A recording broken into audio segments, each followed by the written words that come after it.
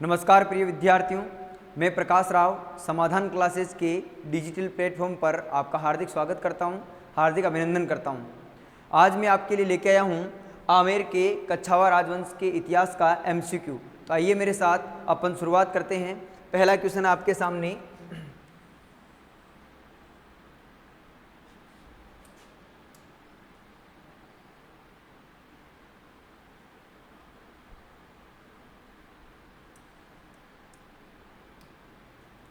जयपुर का निर्माण किसके द्वारा कराया गया? तो ऑप्शन 1 है कर्ण सिंह, ऑप्शन 2 है जय सिंह द्वितीय, ऑप्शन 3 है मान सिंह और ऑप्शन 4 है अनूप सिंह। तो इसका सही आंसर है जय सिंह द्वितीय। तो अगर बात करें अपन तो सवाई जय सिंह, सवाई जय सिंह, जय सिंह द्वितीय की क्या उपाधि थी? सवाई जय सिंह। सवाई की उपाधि से औरंगजेब ने दी थी और ये शासक बने थे 1700 से लेकर 1743 तक। और इसी सवाई जय सिंह ने 18 नवंबर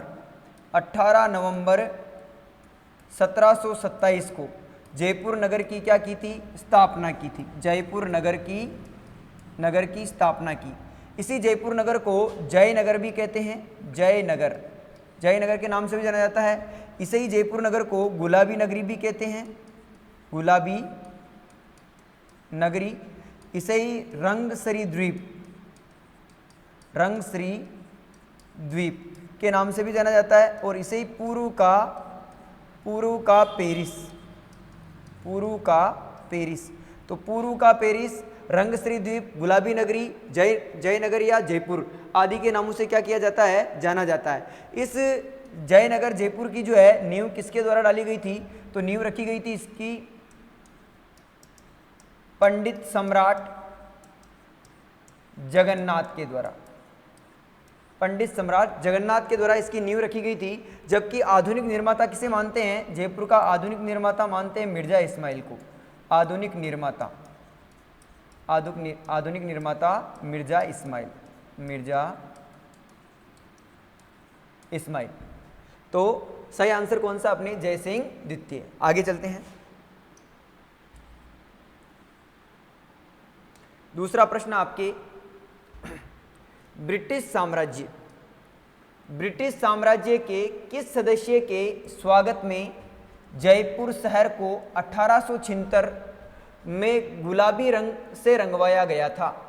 तो ऑप्शन 1 है किंग एडवर्ड 5, दूसरा है प्रिंस अल्बर्ट, ऑप्शन 3 है महारानी एलिजाबेथ और ऑप्शन 4 है प्रिंस रॉबर्ट। तो जयपुर के एक शासक हुए थे राम सिंह सेकंड। और इन्हीं राम सिंह सेकंड के समय 1876 में प्रिंस अल्बर्ट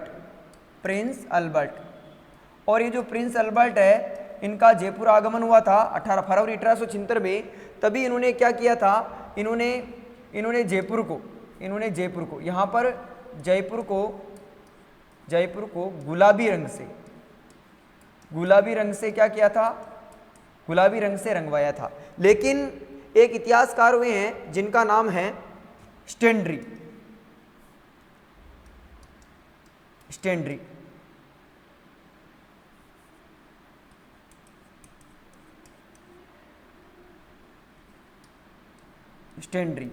और स्टेंड्री ने प्रिंस वेल्स। और ये प्रिंस वेल्स कौन थे? तो ब्रिटेन के राजकुमार थे।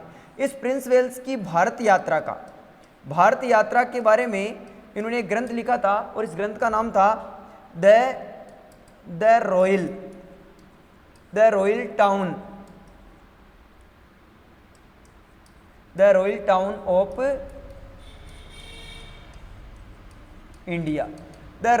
Of India.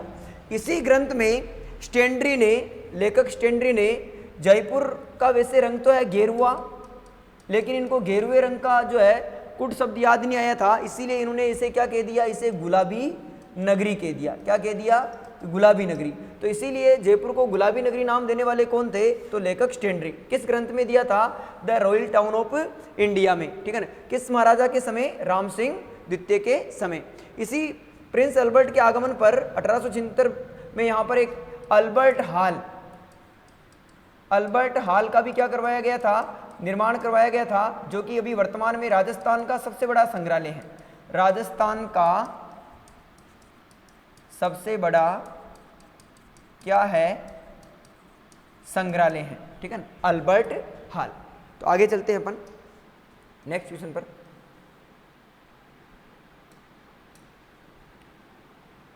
प्रश्न है, जयपुर को गुलाबी रंग से निम्न द्वारा दिया गया है, यानी किसके द्वारा इसे जो है गुलाबी रंग दिया गया है। तो अभी हाल ही में बात की थी अपन ने, तो पहले ऑप्शन देख लेते हैं। ऑप्शन 1 है महाराजा ईश्वरी सिंह, ऑप्शन 2 है महाराजा माधो सिंह प्रथम, ऑप्शन 3 है महाराजा सवाई राम सिंह द्वितीय और सवाई जय सिंह।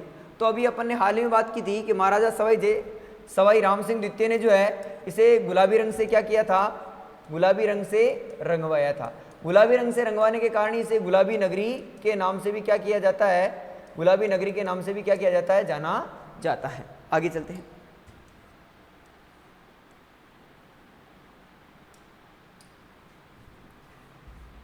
नेक्स्ट प्रश्न आपके, कच्छावा राजवंश ढूंढाड़ राज्य के संस्थापक थे। ऑप्शन 1 है दुले राय, ऑप्शन 2 है भारमल, ऑप्शन 3 है जय सिंह और ऑप्शन 4 है कोकिल देव। तो इसका सही आंसर है दुले राय। अगर अपन बात करें तो ऐसा बताया जाता है, ऐसा लिखा है इतिहास में कि नरवर एमपी से, नरवर के जंगल एमपी में पड़ते हैं और यहाँ से भगवान श्री राम के 2 पुत्र हुए थे, एक तो हुए थे लव और एक हुए थे कुश। तो कुश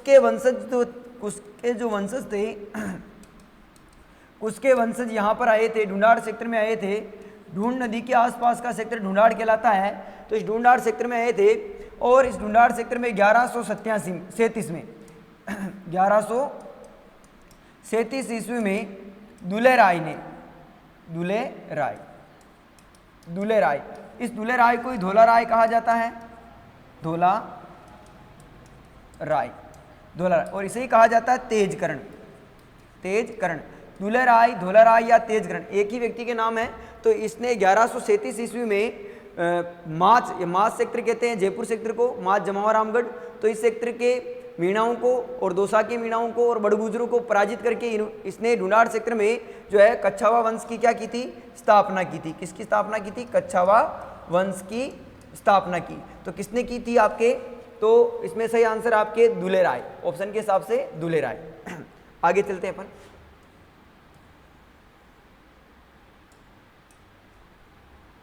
नेक्स्ट प्रश्न आपके,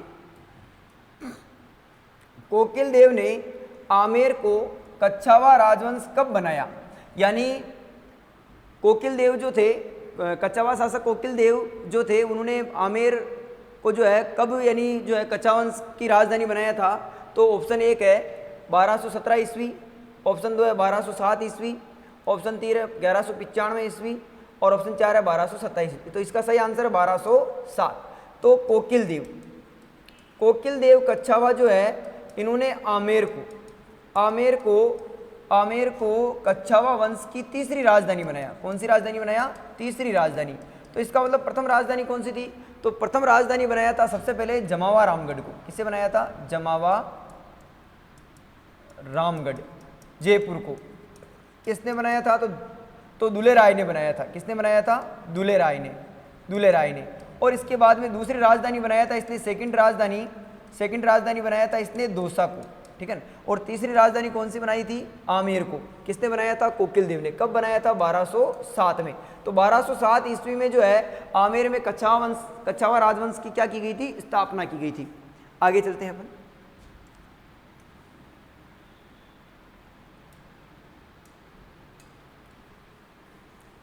नेक्स्ट प्रश्न आपके, मुगलों से वैवाहिक संबंध करने वाला प्रथम राजपूत राज परिवार कौन सा था। तो ऑप्शन 1 है गुहिलोत, ऑप्शन 2 है राठौड़, ऑप्शन 3 है कच्छावा और ऑप्शन 4 है चौहान। तो इसका सही आंसर है कच्छावा राजवंश। देखो, कच्छावा राजवंश के एक शासक वे थे जिनका नाम था भारमल। शासक कौन है, भारमल। और भारमल को ही बिहारी मल भी कहते हैं। क्या कहते हैं, बिहारी मल। और ये शासक बनते हैं 1547 से लेकर 1574, 1574 तक क्या रहते, ये शासक रहते। वैसे 73 तक ही रहे थे, 74 में इनके पुत्र भगवान दास शासक बन जाते हैं, तो अपन 73 ही लिखेंगे यहाँ पर। तो भारमल बिहारीमल जो है, इस बिहारीमल ने आसकर्ण कच्छावा की सहायता से जो रतन सिंह कच्छावा की हत्या कर दी, और रतन सिंह कच्छावा की हत्या कर स्वयं क्या बनते हैं, शासक बनते हैं। लेकिन इनके सामने दो समस्याएं थी, एक तो ये मीणाओं के आक्रमण से परेशान थे और एक ग्रह कलह से परेशान थे। तो इन्होंने जब अकबर अजमेर यात्रा पर आया था, अजमेर यात्रा पर ख्वाजा मोइनुद्दीन चिश्ती की ज़ियारत करने आया था 1562 में। तो इन्होंने उस समय चगताई खां, जो कि अकबर के निकट करीबी थे, चगताई खां, इस चगताई खां से भारमल ने मुलाकात की, और इन्हीं की सहायता से इन्होंने 1562 में सांगानेर के अंदर, कहाँ पर, सांगानेर जयपुर ग्रामीण में, जो वर्तमान का जयपुर ग्रामीण है, तो सांगानेर जयपुर ग्रामीण में इन्होंने जो है अकबर से निकट मुलाकात की और इनकी अधीनता क्या कर ली, स्वीकार कर ली। तो सर्वप्रथम मुगलों की अधीनता स्वीकार करने वाला शासक भी कौन था, भारमल या बिहारीमल था। और जब अकबर वापस ख्वाजा मोइनुद्दीन चिश्ती के ज़ियारत करके वापस लौट रहे थे, तो 1562 में सांबर जयपुर में इन्होंने अपनी पुत्री हरकाबाई, जिसे जोधाबाई के नाम से भी जाना जाता है, इस हरकाबाई का विवाह किसके साथ करवा दिया था, अकबर के साथ करवा दिया था। तो पहला अंतरराष्ट्रीय जो विवाह है, पहला मुगल राजपूत विवाह जो है वो किसका हुआ था, हरकाबाई और अकबर का। लेकिन कब हुआ था, 1562 में। कहाँ हुआ था, सांबर में। लेकिन अगर अपन अंतिम मुगल राजपूत विवाह की बात करें, तो अंतिम मुगल राजपूत विवाह जो है वो कौन सा था, तो वो हुआ था 1707 में। वो किसके साथ हुआ था, तो मारवाड़ के अजीत सिंह की पुत्री थी जिसका नाम था इंदिरा, और बहादुर शाह के पुत्र थे जिनका नाम था फर्रुख सियर। तो इन दोनों का जो विवाह है वो अंतिम राजपूत मुगल विवाह था, जो 1707 में हुआ था। आगे चलते हैं। तो वैवाहिक राजपूत परिवार जो कौन सा था, तो कौन सा था, अपने कच्छावा। आगे चलते हैं अपन। नेक्स्ट प्रश्न है अपना,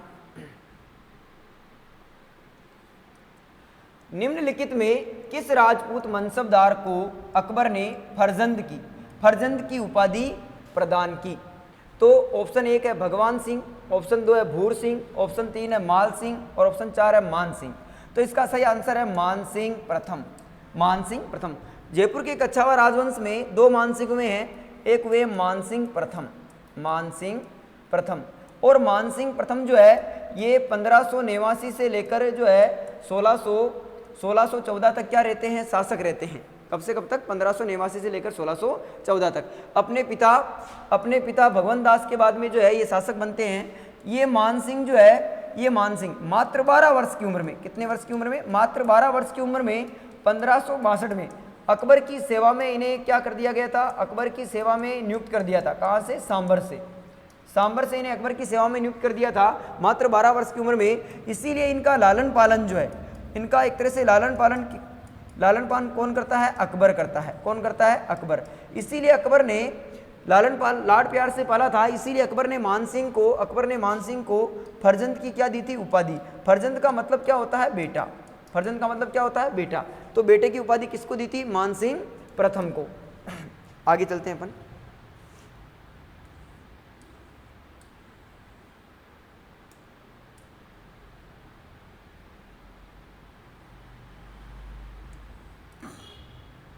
छत्रपति शिवाजी को पुरंदर की संधि 1665 ईस्वी करने हेतु विवश करने वाले शासक थे।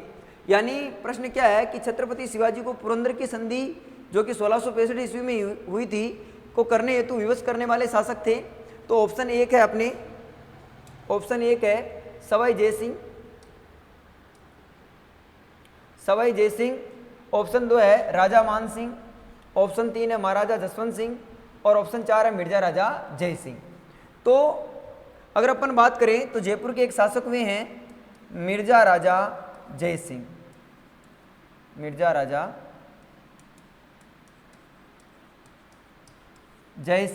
प्रथम।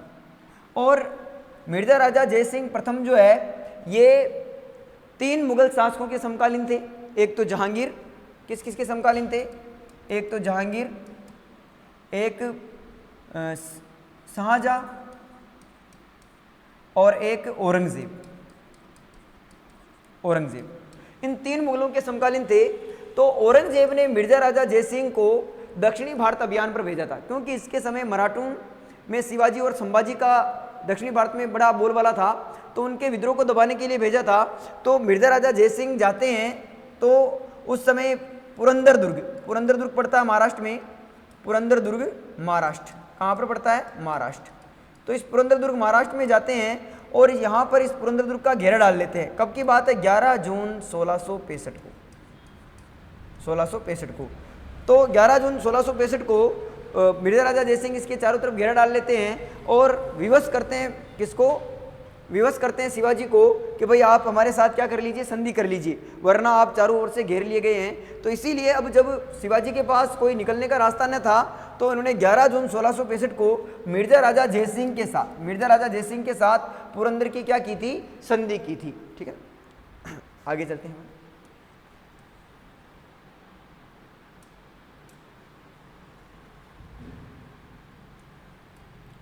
हुरडा सम्मेलन किस वर्ष आयोजित हुआ?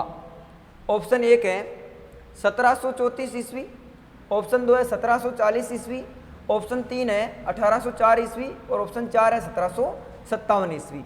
तो इसका सही आंसर है 1734। तो अपने मेवाड़ के एक शासक हुए थे जिनका नाम था संग्राम सिंह द्वितीय। और संग्राम सिंह द्वितीय 1710 से लेकर 34 तक क्या रहे थे? शासक रहे थे। जबकि इनके समकालीन आमेर के शासक हुए थे, आमेर के शासक थे जिनका नाम था सवाई जयसिंह। और सवाई जयसिंह 1700 से लेकर 1743 तक क्या रहे थे? शासक रहे थे। और सवाई जयसिंह 1733 में मंदसौर के युद्ध में मराठों से क्या हो जाते हैं? पराजित।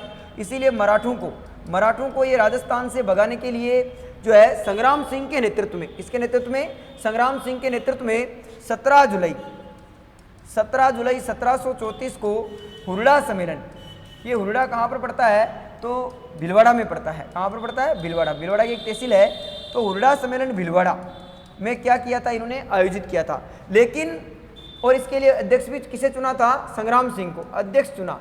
लेकिन ये सम्मेलन होता उससे पहले जनवरी 1734 में इनकी क्या हो गई थी? मृत्यु। जबकि ये कब होना था? 17 जुलाई 1734 को। इसीलिए संग्राम सिंह के पुत्र थे जिनका नाम था जगत सिंह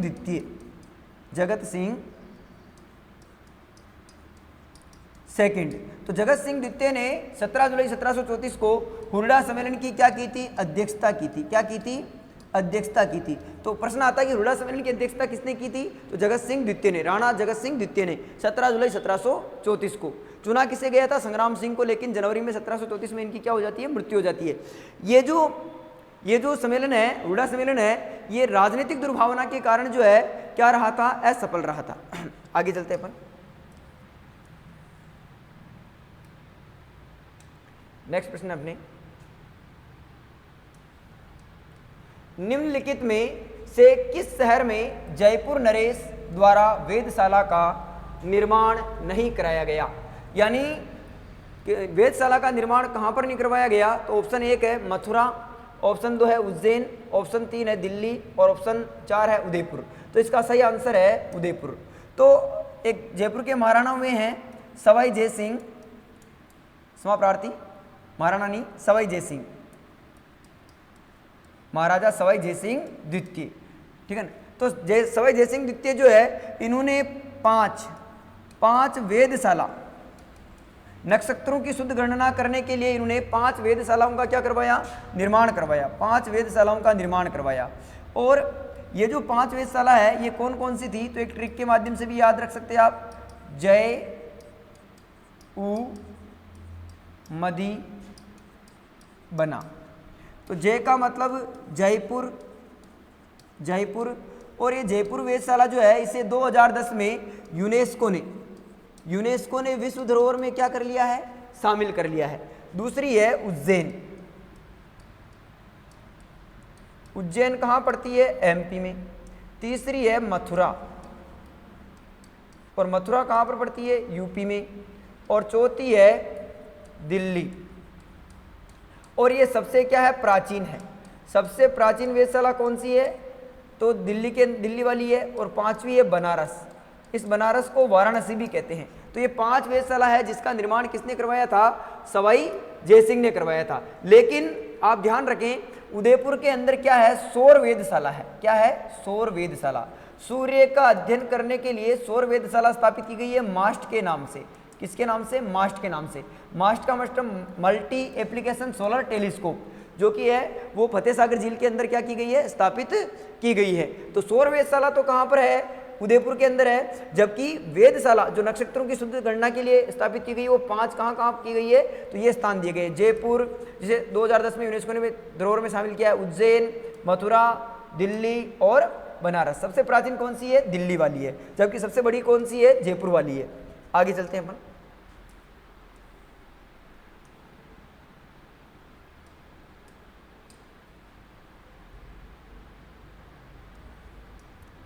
जयपुर के शासक जय सिंह द्वितीय को सवाई की उपाधि दी थी।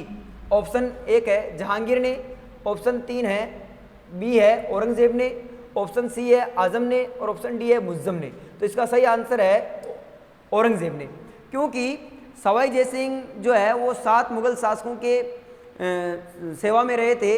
और प्रथम जो शासक थे जिनकी सेवा में रहे थे ये औरंगजेब थे। और ये जय सिंह द्वितीय जो है वाक पटुता में तेज थे, बोलने में बड़े अच्छे वक्ता थे। इसीलिए औरंगजेब ने इन्हें सवाई की क्या दी थी? उपाधि दी थी। तो किसने दी थी? औरंगजेब ने दी थी। आगे चलते हैं अपन। तो आज के लिए आमेर के कच्छावा राजवंश का MCQ यहीं समाप्त होता है। आप इसी तरह समाधान क्लासेस का हौसला बढ़ाते रहें, क्लास को ज़्यादा से ज़्यादा शेयर करें और ज़्यादा से लाइक करें। धन्यवाद।